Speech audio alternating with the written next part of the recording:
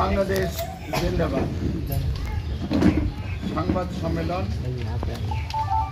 প্রিয় সাংবাদিক বন্ধুরা, আসসালামু আলাইকুম।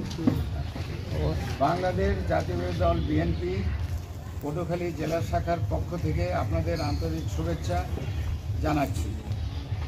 মহান বিজয়ের এই মাসে শুরুতেই আমি শ্রদ্ধাভরে স্মরণ করছি মহান যুদ্ধে বীর শহীদদের, যাদের প্রাণের বিনিময়ে অর্জিত আমাদের স্বাধীনতা। শ্রদ্ধা জ্ঞাপন করছি স্বাধীনতার ঘোষক এবং জেড ফোর্সের প্রধান বীর মুক্তিযোদ্ধা শহীদ রাষ্ট্রপতি জিয়াউর রহমান।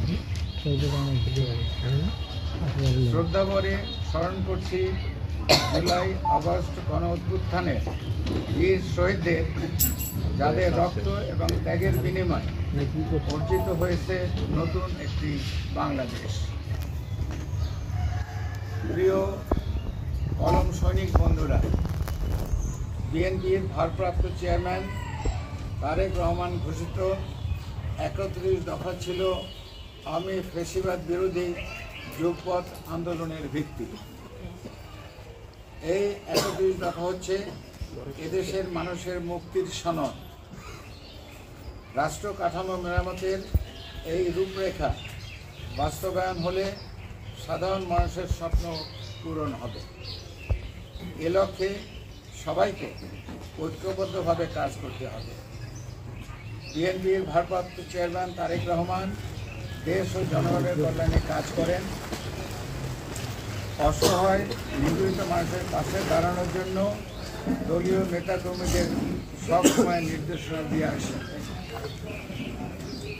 প্রিয় কলম সৈনিক বন্ধুরা, ভারতের অখণ্ড ভারত রাষ্ট্র করার স্বপ্ন দুঃস্বপ্নই থেকে যাবে। এই স্বপ্ন কখনো বাস্তবে রূপ নেবে না। স্বাধীন সার্বভৌম বাংলাদেশকে খণ্ড খণ্ড করার দুঃসাহস দেখিয়ে দুদেশের মধ্যে দূরত্ব না বাড়ানোর আহ্বান জানাচ্ছি। আমরা ভারতের সাথে বন্ধুত্ব চাই সমমর্যাদার ভিত্তিতে। তাই বাংলাদেশের ভূখণ্ডে কোনো প্রকার সন্ত্রাসী তৎপরতা বরদাস্ত করা হবে না। গত 16ই ডিসেম্বর বাংলাদেশের স্বাধীনতা যুদ্ধের বিজয় দিবসকে 1971 সালের ভারতের বিজয় বর্ণনা করে ভারতের প্রধানমন্ত্রী নরেন্দ্র মোদীর স্ট্যাটাসকে আমি তীব্র নিন্দা ও প্রতিবাদ জানাই। প্রিয় সাংবাদিক ভাইয়েরা, ছাত্র জনতার আন্দোলনের মুখে ফ্যাসিস্ট হাসিনা পালিয়ে গেলেও পলাতক শেখ হাসিনা ও তার প্রেতাত্মা ভারতে বসে ষড়যন্ত্র করছে। বাংলাদেশ নিয়ে মিথ্যা প্রচারণা চালানো হচ্ছে। বিভ্রান্তি সৃষ্টি করে দেশকে বিপদে ফেলার চেষ্টা চলছে। এই ষড়যন্ত্রের বিরুদ্ধে আমাদের সবাইকে রুখে দাঁড়াতে হবে। ভারত সবসময় আওয়ামী লীগ, শেখ মুজিব, শেখ হাসিনার বাইরে কখনো অন্য কোনো চিন্তা করতে পারে না। ভারত বিগত 53 বছরে মুক্তিযুদ্ধের সময় থেকে আজ পর্যন্ত আমাদের বন্ধুত্ব, আমাদের কৃতজ্ঞতাকে তারা তাদের স্বার্থে ব্যবহার করার চেষ্টা করেছে।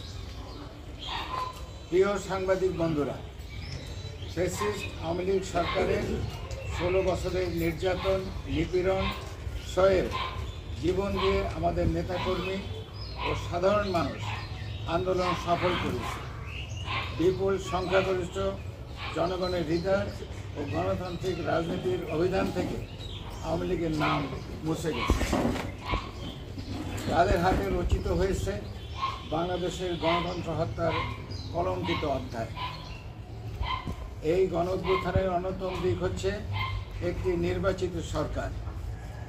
সেজন্য অবাধ, সুষ্ঠু ও নিরপেক্ষ জাতীয় নির্বাচনের মধ্য দিয়ে সংকট কাটাতে হবে।